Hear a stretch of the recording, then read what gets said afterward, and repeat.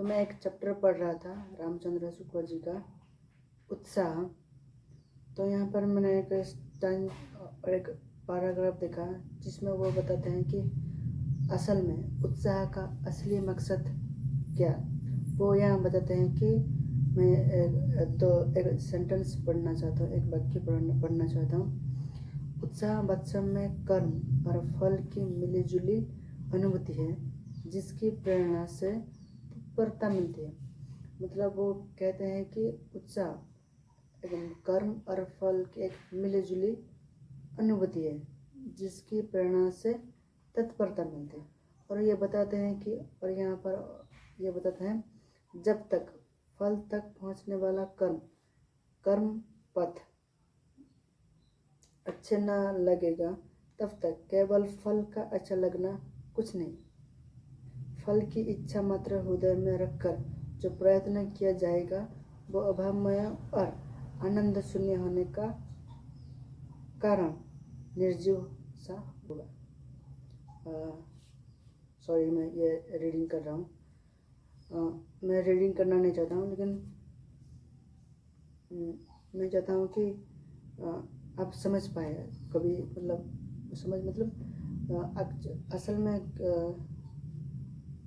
असल में शुक्ल जी क्या कहते हैं, मैं कुछ ऐड नहीं करना चाहता हूँ।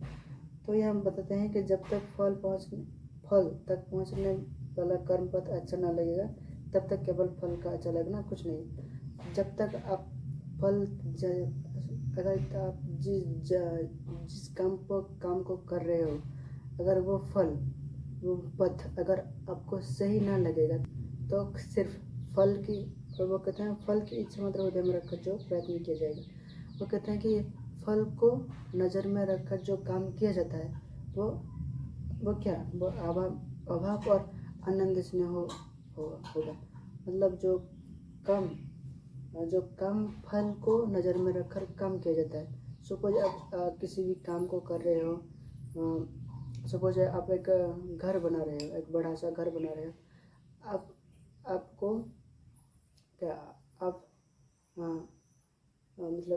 आपको खर्च करना, मतलब क्या, मिस्त्री को लाने में, मजदूरों को लाने में, उसको पैसा देने में आपको क्या, मतलब आपको खुशी नहीं मिलेगी। आपको सिर्फ क्या आपका दिमाग में क्या बैठा है कि आपको घर बनाना है, पर उस घर बनाने के लिए क्या क्या प्रोसेस होता है, किन किन रास्तों से गुजरना होता है, आपको यह सब आपको अच्छा नहीं लगेगा। मतलब कई तरह से परेशानियों से गुजरना पड़ेगा, मिस्त्री लाना पड़ेगा, कॉन्ट्रैक्टर लाना पड़ेगा, कई तरह साजो सामान लाना पड़ेगा। तो आपको वो सब में आपको दुख होगा। मतलब एक स्टेप हर एक जो स्टेप का ज़रूरत है वो क्या है, आपको बुरा मालूम होगा। तो सिर्फ फल की इच्छा मतलब कर काम करोगे तो आपको बेचैनी होगी, आपको आनंद नहीं मिलेगी। और यहाँ पर एक एग्जाम्पल देके लेखक समझा रहे हैं कि मान लीजिए एक ऊंचे पर्वत के शिखर पर विचरते हुए किसी व्यक्ति को नीचे बहुत दूर तक गई हुई सीढ़ियाँ दिखाई दी और ये मालूम हुआ कि नीचे उतरने पर सोने का ढेर मिलेगा। वो कहते हैं कि अगर आप मान लीजिए ऊंचे पर्वत शिखर पर विचरते हुए आपको एक व्यक्ति सपोज पर्वत के शिखर पर विचरते हुए उसको मालूम हुआ कि एक सीढ़ी के निचले हिस्से में एक सोने का ढेर है। तो यहाँ पर दो तरह के व्यक्ति हैं जो कि एक सजीव हृदय वाले और दुर्बल हृदय वाले। सजीव हृदय वाले क्या करेंगे, उस सोने के ढेर तक पहुंचने के लिए वो क्या करेंगे, वो रेडी हो जाएंगे, मतलब वो सजाग हो जाएंगे और उनको एक स्टेप उतरने में उनको खुशी मिलेगी। वो यह कहते हैं एक सीढ़ी स्वर्णमय दिखाई देगी उसको। क्या जिसका हृदय सजीव है वो उसको एक सीढ़ी सजीवमय दिखाई देगी। एक सीढ़ी उतरने में उसे आनंद मिलेगा। एक क्षण उसे सुख से बीतता हुआ जान पड़ेगा। मतलब एक एक सीढ़ी उसको उतरने में उसको आनंद मिलेगा। उस जो जर्नी मतलब उसको प्रोसेस को मतलब जो पथ को या कर्म को वो आनंद करता हुआ चलेगा। और उसके विपरीत जिसका हृदय दुर्बल है वो क्या करेगा, वो चाहेगा कि कैसे झट से वो सोने का ढेर तक पहुंच जाए और सोने को अपना ले। वो यहाँ पर दो चीज़ कर सकता है, या तो वो एक एक सीढ़ी उतरेगा और एक सीढ़ी उतरने वक्त उसको क्या दुख मालूम होगा। वो कभी यहाँ कहते हैं इसके विरुद्ध है, यदि उसका हृदय दुर्बल होगा और उसमें इच्छा मात्र ही उत्पन्न होकर रह जाएगी तो अभाव के बाद के कारण उसके चित्त में यही होगा कि कैसे झट से नीचे पहुंच जाए, उसे एक एक सीढ़ी उतरना बुरा मालूम होगा। वो कहते हैं जिसका हृदय दुर्बल है और उसमें इच्छा मात्र ही उत्पन्न होकर रह जाएगी। मतलब इच्छा मतलब झट से किसी चीज़ को पाने के लिए आपको इच्छा जगेगी। मतलब तो ये जो इच्छा है ना वो थोड़ी देर के लिए होता है। मतलब आपको लाइफ लॉन्ग के लिए ये इच्छा नहीं होती है। मतलब गोल तक पहुंचने के लिए ये इच्छा टिकता नहीं है। तो वो उसको क्या एक एक सीढ़ी उसको क्या बुरा मालूम होगा। और दूसरी बात वो क्या कर सकता है, वो सीढ़ी नहीं उतरेगा, वो क्या हड़बड़ी में सीढ़ी उतरेगा, एक एक सीढ़ी उसको बुरा मालूम होगा तो क्या करेगा। वो कभी कहते हैं जो हड़बड़ी में सीढ़ी उतरेगा वो उसको क्या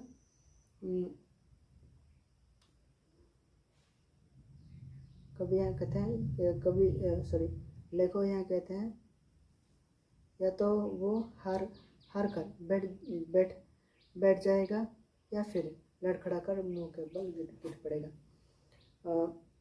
कभी यह कहते हैं जो दुर्बल हृदय वाले हैं जो क्या है वो हार कर बैठ जाएंगे।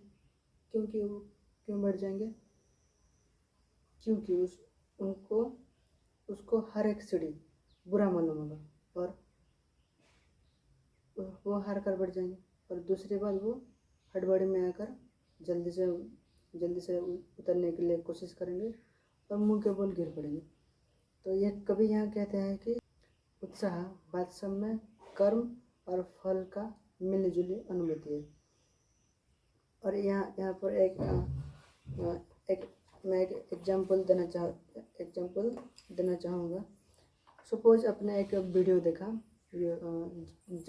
किसी प्लेटफॉर्म पर हो, किसी सोशल मीडिया पर आपने वीडियो देखा जिसमें एक आदमी क्या एक गिटार पर एक गुलाबिया की प्ले कर रहा था और आपको अच्छा लगा तो आप क्या करोगे, आप गिटार खरीदोगे। गिटार खरीदने के बाद आप यहाँ पर दो तरह के शुक्ला जी के अनुसार दो तरह के लोग होंगे।